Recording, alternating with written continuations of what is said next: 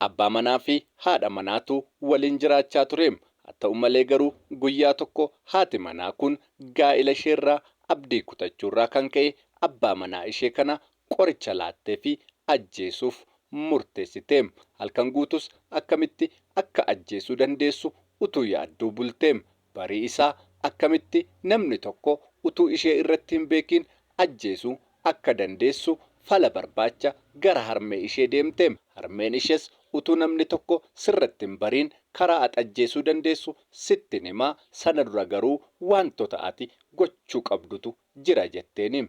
Intalli kunis abbaa manaa ishee kana ajjeesuuf gatii murteessitee jirtuuf rakkoo hin qabu, wantoota narraa barbaachisan hundasaayyuu nan raawwadha jetteeni. Harmeenis tole erga akkas ta'eetii qabxiiwwan ja'an kana dirqama dursitee gochuu qabda jetteeni.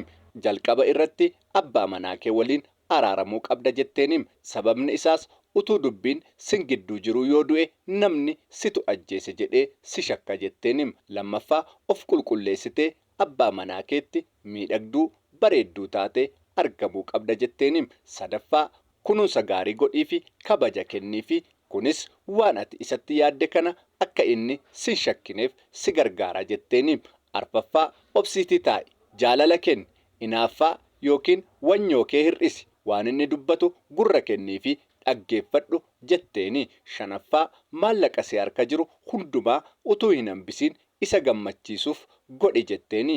Jaaffaa eenyumtuu isheetu ajjeese jedhee akka hin shakkineef, sagaleen mormiis akka hin dhagahamneef jecha nagaa fi jaalala qabu afaan kee keessaa haa ba'u. Hamma ajjeestu qofaatti baay'ee isa kabaji, jechoota mimmi'aa itti dubbadhu jetteeni.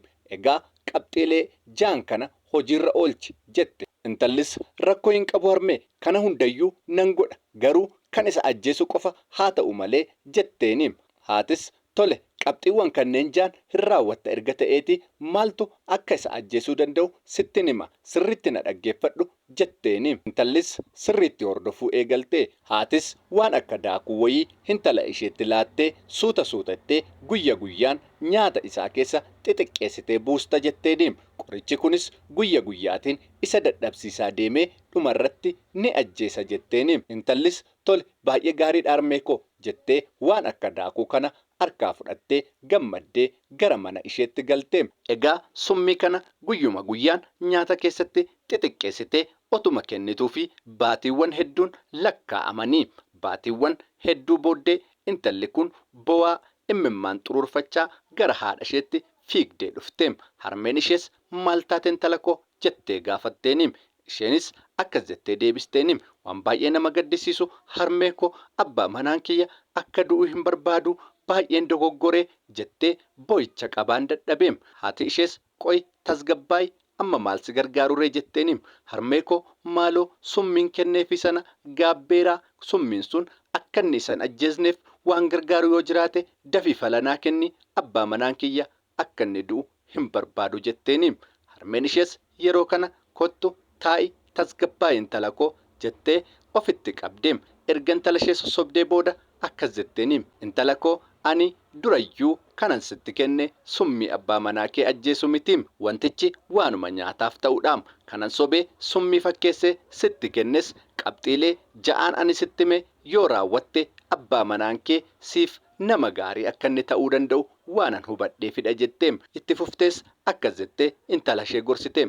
Argitee intala koo, qabxiiwwan ja'aan sitti hime kana otoo duras hojiirra oolchaa jiraattetta ta'ee abbaa manaa kee faana walitti bu'insa tokkollee hin qabdan turtanii jetteeni. Garuu atis rakkoo abbaa manaa kee hubachuu dadhabuu keerraa kan ka'e rakkoon isin gidduu tureera. Amma garuu qabxiiwwan ja'an kana hojiirra gatii oolchiteef manni kee nagaa argatee abbaa manaa kee baay'ee jaallattee akka kanaatti boossettaafi. Egaa jiruuf jireenya dhala namaa keessatti abbaan manaas dadhabbina qaba, haati manaas dadhabbina qabdi. Yeroo baay'ee dadhabbinni koo maalidha jedhee abbaa manaas otoo ofirran ilaaliin, haati manaas dadhabbinni koo maalidha jettee otoo ofirran ilaaliin waliikuu wal ajjeesuu fi murtoo garagaraa walirratti fudhachuu ni murteessu jettee haati kun intala ishee gorsitee. Intalli kunis ogummaa haati ishee ittiin ishee gorsitee fi jechoota isheen fayyadamte akkasumas akkaataa isheen itti abbaa manaa ishee ishee gidduutti jaalala deebiste kun baay'ee ishee ajaa'ibee ulfaadhu harmee koo jettee itti marmite. Egaa seenaa kanarra waa baay'ee barattanitu jedhee nan amanaam. Baay'een nama murtoof fiiga malee otoo murtoorra hin ga'iin wantoonni furmaata argatan sasalphaan baay'een isaanii ni jiruum. Ulfaadhaa seenaa kana akka kanaatti qindeessee kan isiniif dhiyeesse ana obboleessa keessan Waaqaan boonedhaam. Seenota akka kanaatti babbareedoo ta'an argachuuf yuutuubii Oromooyii Intarteeyimenti jedhu sabiskiraayib godhaam. Achi jalaas seenota baay'ee seenaa daawwadhaa ulfaadhaa.